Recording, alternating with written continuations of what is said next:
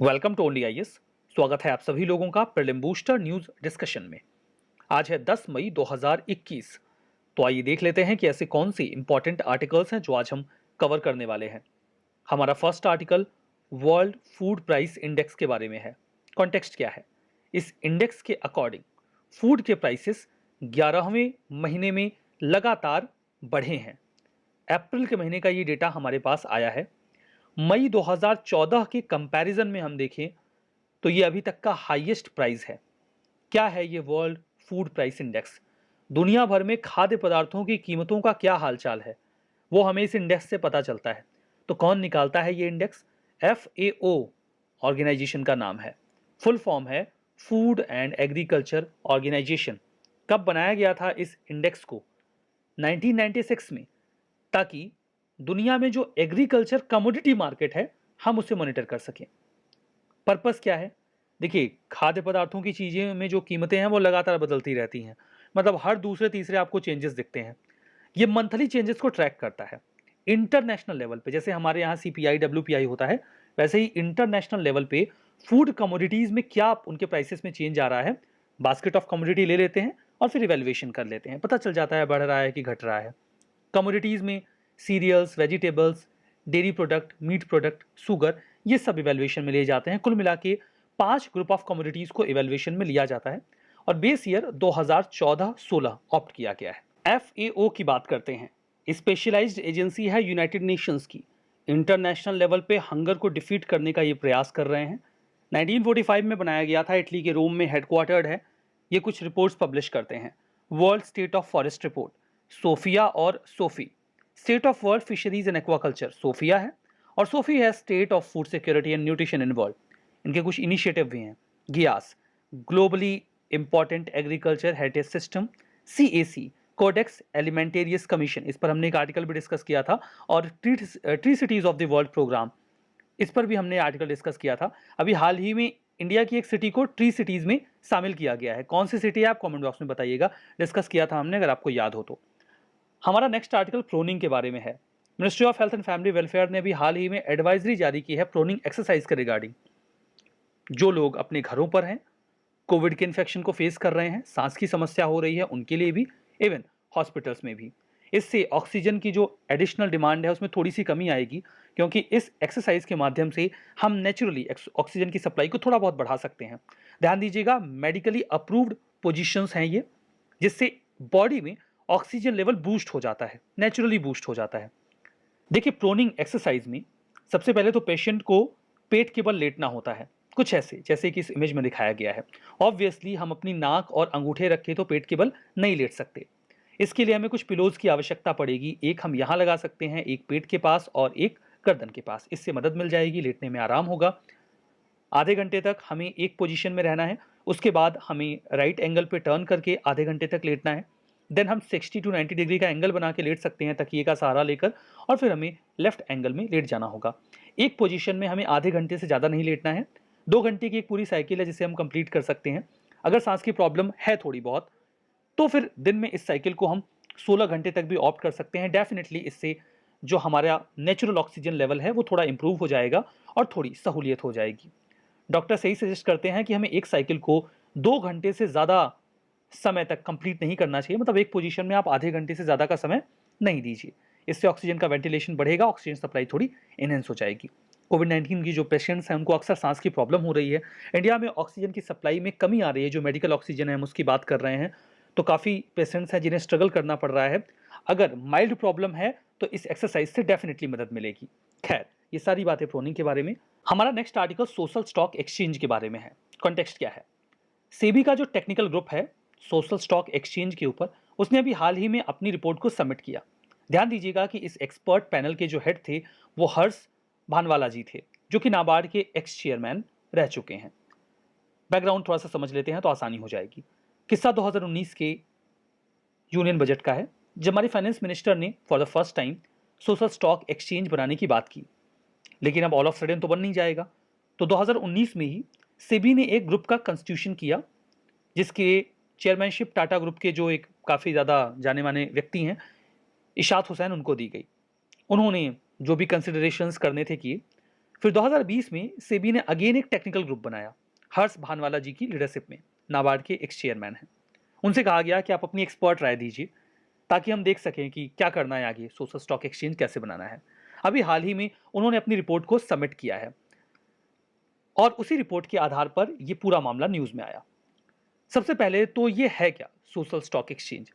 जैसे इंडिया में बीएसई और एनएसई है ना, नेशनल स्टॉक एक्सचेंज और बॉम्बे स्टॉक एक्सचेंज, जहां पर बहुत सारी इंडस्ट्रीज, कंपनीज, कॉर्पोरेशंस खुद को रजिस्टर कर लेते हैं। बिल्कुल वैसे ही जो सोशल स्टॉक एक्सचेंज होगा वो एक प्लेटफॉर्म होगा जहां पर कंपनीज खुद को रजिस्टर करेंगी, या फिर ऐसे वेंचर्स जो सोशल सेक्टर में इन्वॉल्व हैं। अगर कोई वेंचर जो है या कोई भी मान लीजिए एनजीओ हो गया, आप उसे सोशल एंटरप्राइज कहिए, शब्द ज्यादा सही रहेगा। तो जो सोशल एंटरप्राइज हैं वो खुद को यहाँ पर रजिस्टर कर लेंगे और यहाँ पर रजिस्टर करने के बाद वो फंड रेज करेंगे और इंडिया का जो सोशल इंफ्रा है उसमें वर्क करेंगे। अब जो सोशल एंटरप्राइज है वो दोनों तरीके का हो सकता है, रेवेन्यू जनरेटिंग भी हो सकता है और नॉन रेवेन्यू जनरेटिंग भी हो सकता है। मतलब कुछ ऐसे एंटरप्राइज हो सकते हैं जो सोशल फील्ड में काम कर रहे हैं। सोशल फील्ड में काम करने का मतलब ये है कि वो हेल्थ के फील्ड में काम कर रहे हैं, एजुकेशन के फील्ड में काम कर रहे हैं, क्लीन एनर्जी के फील्ड में काम कर रहे हैं। तो ये सब सोशल फील्ड है जहां पे वो लोगों की क्वालिटी ऑफ लाइफ को इंप्रूव करने की कोशिश कर रहे हैं। अब इससे उन्हें रेवेन्यू जनरेट हो भी सकता है, नहीं भी हो सकता। तो दोनों तरीके के हो सकते हैं ये एंटरप्राइज। इनका ऑब्जेक्टिव अल्टीमेटली इंडिया में सोशल इंफ्रा को बेहतर करना होता है। उद्देश्य ये रहेगा इस सोशल स्टॉक एक्सचेंज का कि इन एंटरप्राइजेस को एक स्टॉक एक्सचेंज में रजिस्टर करवा दिया जाए।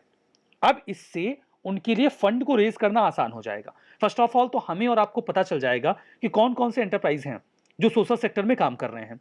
तो हम उनके बॉन्ड्स वगैरह खरीद सकते हैं, इक्विटी शेयर्स खरीद सकते हैं, उन्हें फंड दे सकते हैं। फंड दो तरीके का हो सकता है। सोशल इंफ्रा में जो फंड्स दिए जाते हैं उस पर भी हम बात करेंगे किस तरीके से फंड्स दिए जाते हैं। ग्लोबल एग्जांपल की बात कर लेते हैं। सिंगापुर, यूके में जो सोशल सेक्टर में ऑपरेट करने वाली फर्म्स हैं उनको रिस्क कैपिटल भी रेज करने को अलाउ किया जाता है। वो लोगों से पैसे लेकर सोशल इंफ्रा में पैसे खर्च करते हैं। आगे की बात करते हैं, एलिजिबिलिटी की बात करते हैं। दोनों तरीके के सोशल एंटरप्राइज इसका हिस्सा बन सकते हैं। फॉर प्रॉफिट मतलब ऐसे एंटरप्राइज जो सोशल सेक्टर में काम तो कर रहे हैं लेकिन फायदा भी कमाते हैं।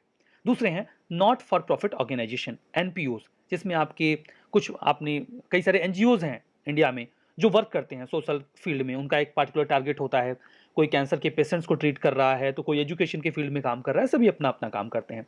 तो ये सब भी सोशल एंटरप्राइज कह लीजिए, सोशल ऑर्गेनाइजेशन कह लीजिए, जो सोसाइटी में एक इम्पैक्ट क्रिएट करना चाहते हैं, एक बदलाव लाना चाहते हैं। ये सभी इसके लिए अलाउड होंगे। कुछ लोग अलाउड बिल्कुल नहीं होंगे। ध्यान दीजिएगा, यहां से प्रश्न बन सकता है। कॉर्पोरेट फाउंडेशंस, कई सारी बड़ी बड़ी कंपनीज हैं वो अपनी ओर से कोई ट्रस्ट या फाउंडेशन बना देते हैं, वो खुद को इसमें नहीं रजिस्टर कर सकते। पॉलिटिकल एसोसिएशंस इसमें खुद को रजिस्टर नहीं कर सकते। रिलीजियस ऑर्गेनाइजेशन भी इसके लिए इनएलिजिबल हैं। तो ये याद रखिएगा, कॉर्पोरेट फाउंडेशंस, पॉलिटिकल ऑर्गेनाइजेशंस और रिलीजियस ऑर्गेनाइजेशंस ये सब इसका हिस्सा नहीं बन सकते। अब ये फंड कैसे रेज करेंगे? एनपीओस मतलब ऐसे जो पैसा नहीं कमाते, वो केवल सोशल लेवल पे काम कर रहे हैं। वो इक्विटी के फॉर्म में पैसे मतलब अपने शेयर्स वगैरह बेच सकते हैं। अब देखिए, शेयर्स जब बेचते हैं या फिर एट द सेम टाइम कई बार वो म्यूचुअल फंड के फॉर्म में पैसे लेते हैं। इसमें जो लोग भी पैसा लगाते हैं यूजुअली वो इंटरेस्ट नहीं लेते, ब्याज नहीं लेते। कुछ उनका जो ब्याज होता है वो ऑर्गेनाइजेशन का होता है जिससे वो लोगों की मदद कर रहे होते हैं, और एक सर्टेन टाइम के बाद जो उनका कैपिटल है वो उन्हें वापस मिल जाता है। वो अपना कैपिटल ऐसे ऑर्गेनाइजेशन को दें, इसके लिए कई बार गवर्नमेंट उनको टैक्स बेनिफिट भी दे दिया करती है। एक होता है zero coupon zero principal bond, ये एक तरीके का डोनेशन होता है। मतलब इसमें वो पैसा ले लेंगे और पैसा वापस नहीं करेंगे। एक तरीके से आपने डोनेट कर दिया उस कंपनी को या फिर उस एनजीओ को। एनजीओ आप एग्जाम्पल में रखेंगे दिमाग में तो आसानी से समझ में आएगा। सोशल इंपैक्ट फंड, जिसे अभी वर्तमान में सोशल वेंचर फंड कहा जाता है, 100% grant in grant out provisions होते हैं, डोनेशन होते हैं एक प्रकार के। म्यूचुअल फंड के फॉर्म में, म्यूचुअल फंड में क्या होता है कि कई बार कुछ कंपनीज लाइक कोई बैंक है तो वो पैसे इकट्ठा कर लेगा उस सोशल एंटरप्राइज के लिए। उस पैसे से जो भी ब्याज आएगा उस ब्याज को उस एंटरप्राइज को दे दिया जाएगा सोशल सेक्टर में काम करने के लिए, और एक टाइम पीरियड के बाद जो इन्वेस्टर है उसका पैसा वापस कर दिया जाएगा। मतलब उसे सिर्फ अपना पैसा ही मिलेगा, लेकिन उसे इस बात का सुकून रहेगा कि उसका जो ब्याज है पैसे का वो किसी अच्छे काम में इस्तेमाल हो रहा है और उसका पैसा एक समय के बाद वापस मिल जाएगा। गवर्नमेंट समटाइम टैक्स बेनिफिट दे दिया करती है। जो ऐसे एंटरप्राइज हैं जो फायदा भी कमाते हैं, फॉर प्रॉफिट जिसे आप एफपी कह रहे हैं, वो equity, debt, development impact bond खरीदेंगे, उसमें उन्हें कुछ पैसे रेवेन्यू भी मिल जाएगा, ब्याज वगैरह भी मिल जाएगा। इसमें देखिए 100 करोड़ के कैपेसिटी बिल्डिंग फंड की भी बात की गई है, जिसकी मदद से इन सोशल एंटरप्राइजेस को एम्पावर किया जाएगा कि वो इंडिया के सोशल इंफ्रा में कंट्रीब्यूट करें। ठीक है, जो मेरा नेक्स्ट आर्टिकल है वो लंपी स्किन डिसीज के बारे में है। बिहार की सरकार ने भी एक अलर्ट जारी किया है, एडवाइजरी जारी की है कि ये जो बीमारी है वो काफ़ी तेज़ी से फैल रही है कैटल्स में। Lumpy skin disease viral illness है, मतलब एक जानवर को हुआ है तो आसपास के जानवरों को हो जाएगा। जानवरों के मरने का खतरा बहुत ज़्यादा होता है यूजुअली बफेलोज में। लंपी स्किन डिसीज वायरस इसे कॉज करता है, पॉक्स वायरस है। एक्चुअली में 3 क्लोजली रिलेटेड स्पीसीज हैं पॉक्स वायरस की, उन्हीं में से एक ये है। बाकी की 2 हैं सीप पॉक्स वायरस और गोट पॉक्स वायरस। ये पॉक्स वायरस है जिसका नाम लंपी स्किन डिसीज वायरस है, जिससे ये होता है। सिम्टम्स की बात करें तो बॉडी के ऊपर गांठें बन जाती हैं, नोड्यूल्स कह लीजिए आप। वो 2 से 5 सेंटीमीटर बड़ी हो सकती हैं डायामीटर में, पूरी बॉडी पर हो जाती हैं, सिर पे, गले पे, हाथ पैर पे, जो भी कैटल्स हैं, लिम्स में, जेनिटल्स में भी समटाइम्स। जैसे जैसे ये बड़े होने लगते हैं घाव में परिवर्तित हो जाते हैं। उसके बाद वो कैटल धीमे धीमे करके मर जाता है। कोई ऐसा जैसे मॉस्किटोज हैं, फ्लाइज हैं, टिक्स हैं, ये ऐसे जानवरों पर जा रहे हैं जो इन्फेक्टेड है, फिर वो दूसरे जानवर पे गए तो ये उसको हो जाएगा। कोई ट्रीटमेंट नहीं है इसका। इसके अलावा जिस जानवर को डिसीज है उसने पानी पिया, आपने दूसरे को वही पानी पिला दिया तो हो सकता है सलाइवा के थ्रू भी। कोई ट्रीटमेंट नहीं है। प्रिवेंशन या वैक्सीनेशन के माध्यम से हम इसको कंट्रोल कर सकते हैं।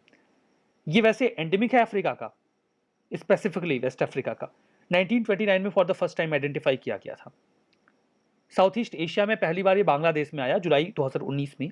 इंडिया में पहला केस इसका अगस्त 2019 में आया था, उड़ीसा के मयूरभंज वाले इलाके में। ठीक है, हमारा नेक्स्ट आर्टिकल प्रोजेक्ट मेडिकैप के बारे में है।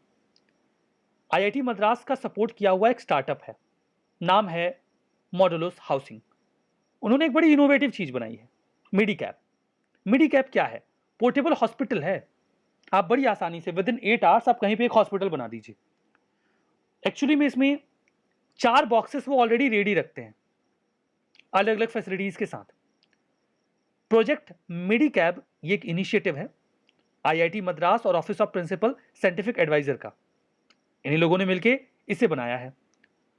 इससे इंडिया का जो हेल्थ केयर इंफ्रा है वो बूस्ट होगा। वर्तमान में हमें हॉस्पिटल्स की बहुत ज़्यादा ज़रूरत है और हॉस्पिटल्स चुटकी बजा के तो बनते नहीं हैं, लेकिन यहाँ पे चुटकी बजा के हॉस्पिटल्स बन जाएंगे। काफ़ी आसान होगा। कैसे बन जाएंगे? डिसेंट्रलाइज्ड अप्रोच है। इन हॉस्पिटल्स को जब हम सेटअप कर लेंगे तो पेशेंट्स को जो भी बीमारी है डिटेक्ट करना, स्क्रीन करना, आइडेंटिफाई करके आइसोलेट करना काफ़ी आसान हो जाएगा। इन हॉस्पिटल्स को कई सारी जगहों पर स्टैब्लिश किया जा सकेगा। ये फोल्डेबल है। 4 जोन्स हैं, मतलब 4 बॉक्स आप कह लीजिए। एक है आइसोलेशन रूम, एक है डॉक्टर का कमरा, एक है ट्विन बेड आईसीयू और एक है मेडिकल रूम। ठीक है, अब ये 4 बॉक्सेस अलग अलग होंगे। इन्हें बहुत आसानी से 8 घंटे के अंदर 4 लोग असेंबल कर सकते हैं। असेंबल कर दिया, हॉस्पिटल बन गया। अब हॉस्पिटल चलाएगा कौन? बहुत सारे हॉस्पिटल्स हैं, वो ये बॉक्सेस खरीद लेंगे और अलग अलग जगहों पर इन बॉक्सेस को सेटअप करके अपने एक विंग बना देंगे कि ये हॉस्पिटल की हमारी विंग है। तो हॉस्पिटल्स का एक डिसेंट्रलाइजेशन क्रिएट हो सकता है इस मेडिकैप के तहत। काफी बढ़िया है ना? इससे हेल्थ केयर इंफ्रा इंडिया में बूस्ट होगा। आसानी से इनको एक जगह से दूसरी जगह पर ट्रांसपोर्ट किया जा सकता है, तो बहुत ईजिली इन्हें सेटअप किया जा सकता है। बस अगर ये सब बढ़िया चल जाए, ये पूरा इनिशिएटिव, तो बहुत तेजी से हमें इन मेडिकैप्स को बनाना होगा, मैन्युफैक्चर करना होगा। चलिए, ये सारी बातें मेडिकैप के बारे में। स्टेटमेंट है, ट्रू एंड फॉल्स बताइए। World food price index world health organisation release करता है। सोशल स्टॉक एक्सचेंज प्लेटफॉर्म है जो इन्वेस्टर्स को अलाउ करता है कि वो सोशल एंटरप्राइज या सोशल इनिशिएटिव्स में इन्वेस्ट करें। लंपी स्किन डिसीज ये एक फंगस से कॉज होता है जिसका नाम म्यूकर माइसेट्स है। मेडिकैप ये एक इनिशिएटिव है office of principal scientific adviser and IIT Madras का। बताइए कौन सा स्टेटमेंट सही है, कौन सा गलत है। इस पूरे सेशन की पीडीएफ कहां मिलेगी? आपको पता है, टेलीग्राम चैनल पे। आप में से ज्यादातर लोगों ने ज्वाइन भी कर लिया होगा, मे भी कुछ लोग नए हो, उन्हें ना पता हो, तो लिंक डिस्क्रिप्शन बॉक्स में मिल जाएगा। एट द सेम टाइम आप only IAS nothing else Telegram में जाके सर्च भी कर सकते हैं। तो आज के इस सेशन में बस इतना ही। बहुत बहुत धन्यवाद।